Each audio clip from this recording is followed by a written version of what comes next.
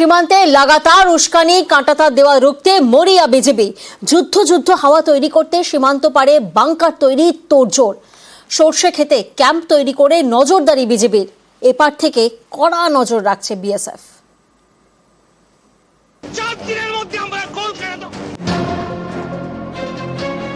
ক্ষমতা 4 আনা, উস্কানি 16 আনা, ওপার থেকে বারবার যুদ্ধ জিগির।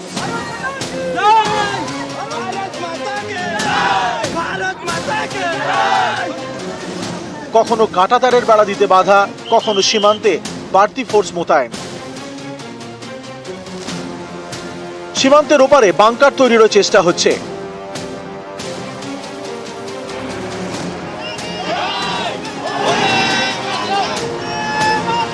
উত্তর 24 পরগনা, নদিয়া, মুর্শিদাবাদ, মালদা, যেখানে যেখানে কাঁটাতার নেই সেখানে সীমান্তের ওপার থেকে উস্কানি দিচ্ছে বিজেপি।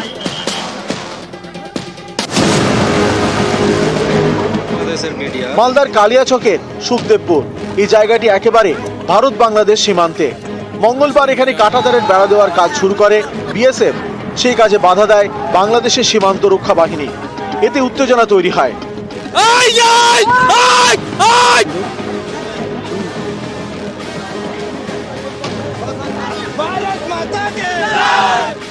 বুধবার ফ্ল্যাগ মিটিংও হয়, কিন্তু তাতেও জট কাটেনি। উল্টে সীমান্তে বেড়েছে বিজিবির সংখ্যা। সর্ষে খেতে ক্যাম্প তৈরি করে নজরদারি চালাচ্ছে বিজিবি। এসবের পাশাপাশি সীমান্তে বাংকার বানানোরও চেষ্টা করছে। এসব করে যুদ্ধ হাওয়া তৈরি করার চেষ্টা। উত্তর 24 পরগনার বাগদা সীমান্তের আবার অন্য কাহিনী। কোদালিয়া নদীর কিছু অংশ বাংলাদেশ দখল করেছে বলে সম্প্রতি হাস্যকর দাবি করে বিজেপি, যা ফুৎকারে উড়িয়ে দিয়েছে বিএসএফ। সেই সঙ্গেই বাড়িয়েছে নজরদারি।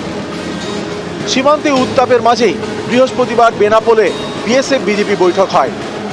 Well, meeting and all kinds of issues were discussed in a very nice atmosphere. कहीं हमारे बॉर्डर पे कोई प्रॉब्लम नहीं है, आप निश्चिंत रहिए इस चीज। আগে ছিল বিডিআর, বাংলাদেশ রাইফেলস, এখন সেটাই বিজিবি, বর্ডার গার্ড বাংলাদেশ।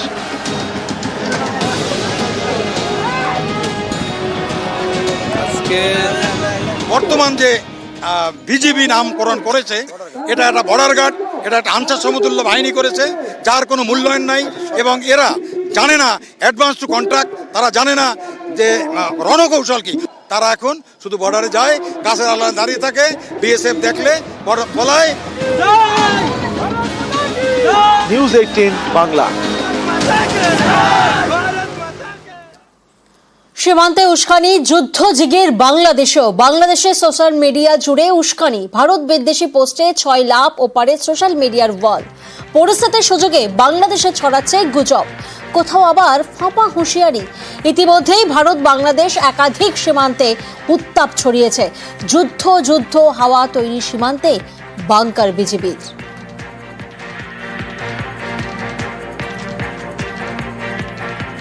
এবার একটা ভাইরাল অডিও শোনাবো আপনাদেরকে, যেখানে শুনবেন যে রেশনের ডিলারশিপ দিতে কাটমানি দাবি করা হচ্ছে।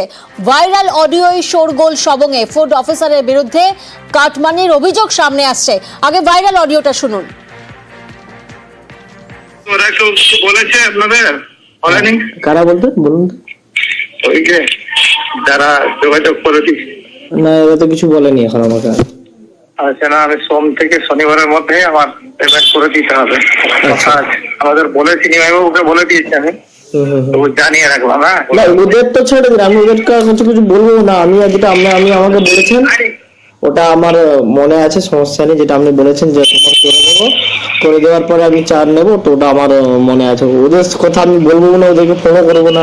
যেটা আমার কথা সেটাই নেবো আমি, বেশি কারো কাছে নিতে যাবো না। আচ্ছা, আমাকে যেটা বলছিলেন যে তোমার হয়ে গেলে আমি নেবো, সেটা স্যার? না, হায়ার অথরিটি ওটা বলতে চাইছেন না, যে হয়ে যাওয়ার পরে আর নয়, তার আগেই মাথা হয়ে যাবে। আজ 100% 110% হবে। প্রতিনিধি দিগ্বিজয় এই মুহূর্তে আমাদের সঙ্গে রয়েছেন। দিগ্বিজয়, যে ভাইরাল অডিও আমরা শুনলাম, সেখানে তো রীতিমতো টাকা নিয়ে দর কষাকষি হচ্ছে, পেমেন্টের কথা বলা হচ্ছে এবং আশ্বাসও দেওয়া হচ্ছে যে 110% কাজ হবে। পুরো বিষয়টা কি? ফুড ইন্সপেক্টর কি বলছেন? দেখো প্রিয়াঙ্কা, এই বিষয়ে আমরা ওই ফুড ইন্সপেক্টর বা তার ঊর্ধ্বতন যারা রয়েছে তাদের সঙ্গে যোগাযোগ করেছি, কিন্তু এই বিষয়ে সেরকম কোনো উত্তর পাওয়া যায়নি। পশ্চিম মেদিনীপুর জেলার সবং ব্লক জুড়ে কিন্তু সবং ব্লক অফিসে শোরগোল পড়ে গিয়েছে গতকাল সারাদিন ধরেই। কারণ ডিলারশিপ দেওয়ার নাম করে ফুড অফিসারের টাকা লেনদেনের যে কথোপকথন, সেই অডিও ভাইরাল হয়েছে বিভিন্ন জায়গায়। কিন্তু সেই অডিও সত্যতা যাচাই করেনি নিউজ18 বাংলা, এবং এই অডিও যখন ভাইরাল হয় তারপরেই কিন্তু ওখানকার তৃণমূল নেতৃত্ব এবং পঞ্চায়েত সমিতির সভাপতি কর্মাধ্যক্ষরা ওই ডিলারকে, ওই যার সঙ্গে কথা হয়েছিল সেই ফুড ইন্সপেক্টরকে ঘিরে বিক্ষোভ দেখায়। এরপরে সন্ধ্যেবেলা মহকুমা অফিস থেকে ফুড ডিপার্টমেন্টের আধিকারিক এসে এই সমস্যার সমাধানের উদ্যোগ নেন এবং একটি বৈঠক হয়। বৈঠকের পরেই কিন্তু পরিস্থিতি সামাল দেওয়া হয়েছে। যদিও এ বিষয়ে কর্মাধ্যক্ষরা এবং ব্লক তৃণমূল সভাপতি আবু কালাম বক্স জানিয়েছেন যে ইতিমধ্যে এই অডিও ভাইরাল হয়েছে যেখানে টাকা লেনদেনের গল্প আছে, সেক্ষেত্রে ওই ফুড ইন্সপেক্টরের শাস্তির দাবি করেছেন। এই নিয়ে মহকুমা অফিস থেকে যিনি এসেছিলেন ফুড ডিপার্টমেন্টের, তিনি বলেছেন জেলায় একটি অভিযোগ করা হয়েছে, পুরো বিষয়টি খতিয়ে দেখা হবে আদতে কি হয়েছিল। অডিও ভাইরাল হতেই সরব শাসক দল, অভিযুক্ত ফুড ইন্সপেক্টরের শাস্তির দাবিতে ব্লক অফিসে বিক্ষোভ দেখানো হয়। তবে এই ঘটনায় মুখ খুলতে নারাজ অভিযুক্ত ফুড ইন্সপেক্টর। অভিযোগ খতিয়ে দেখে ব্যবস্থার আশ্বাস খাদ্য দফতরের আধিকারিকের। 6টা জায়গায় নতুন করে রেশন ডিলার হবে তার একটা অর্ডার এসেছিল। অবিলম্বে এই 6টাকে নতুন করে ইনকোয়ারি করতে হবে এবং এই ফুড ইন্সপেক্টরকে শাস্তির ব্যবস্থা করতে হবে, কারণ ইনি দীর্ঘদিন ধরে সবংয়ে এক বিগ ডিলারের বাড়িতে বসে বসে রাতের অন্ধকারে অনেক কিছু করেন, এর বিরুদ্ধে আমাদের অভিযোগ ছিল।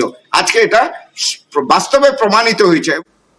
আমরা জেলায় জানিয়েছি সেই মতো করে নির্দেশাত্মক ব্যবস্থা নেব, ঠিক আছে? সেটুকু শুধু বলা সাসপেন্ড করবেন নাকি স্যার? এই বিষয়ে আর বাড়তি কিছু বলা যাবে না। জেলায় আমরা জানিয়েছি সেই মতো নির্দেশ আসুক, সঠিক নিয়ম মেনে কাজ হবে। নিউজ18 বাংলার খবরের জের অবশেষে হাল ফেলল জয়নগরের বেহাল স্কুলের। খবরের জেরে তড়িঘড়ি স্কুলে মেরামতি সাফাই। আমরা 23শে ডিসেম্বর এই খবর দেখাই, জয়নগরের স্কুলের বেহাল দশার ছবি আমরা দেখাই 23শে ডিসেম্বর, অর্থাৎ একেবারে বছরের শেষে। আর বছরের শুরুতেই কিন্তু সুখবর স্কুল পড়ুয়াদের জন্য, কারণ স্কুল মেরামতি হচ্ছে, সাফাই করা হচ্ছে। প্রতিনিধি অর্পণ এই মুহূর্তে আমাদের সঙ্গে রয়েছেন। অর্পণ, 23শে ডিসেম্বরের খবরের পরেই প্রশাসন তৎপর হয়েছে, সেই ছবিটা আমরা দেখছি, এবং পাশাপাশি নিয়োগেরও তো একটা নোটিশ দেখা যাচ্ছে। একদমই, দেখো স্কুলে যেখানে 300 জন স্টুডেন্ট ছিল সেই স্টুডেন্ট নেমে 30-এ নামে। স্থানীয় মানুষজন বলছেন যে 25 থেকে 30 জন স্টুডেন্ট গত বছর ছিল সেখানে, এবং স্কুলের বাড়ি যে ছবি, সেই ছবি কিন্তু একটা দেখলেই বোঝা যায় যে স্কুল বাড়িটা সম্পূর্ণরূপে একটা ভূত বাড়িতে পরিণত হয়েছে। এই খবর দেখানোর পরেই প্রশাসনের তরফ থেকে তৎপরতা লক্ষ্য করা গিয়েছে। সেখানে 3 জন শিক্ষক নিয়োগ করা হয়েছে, যে প্রধান শিক্ষক ছিল না সেখানে প্রধান শিক্ষক নিয়োগ করা হয়েছে, এবং 1 বছরেই দেখা যাচ্ছে যে 30 জন যেখানে ছাত্রছাত্রী ছিল, এবছর সেখানে 60 জন ছাত্রছাত্রী মোট এখনো পর্যন্ত অ্যাডমিশন নিয়েছেন। এবং সব থেকে আরো একটি ভালো খবর, যারা ইংরাজি মাধ্যম স্কুলে ভর্তি হয়েছিলেন যেসব ছাত্রছাত্রীরা, তারাও কিন্তু সেই ইংরাজি মাধ্যম স্কুল ছেড়ে এই স্কুলে তারা ভর্তি হচ্ছেন।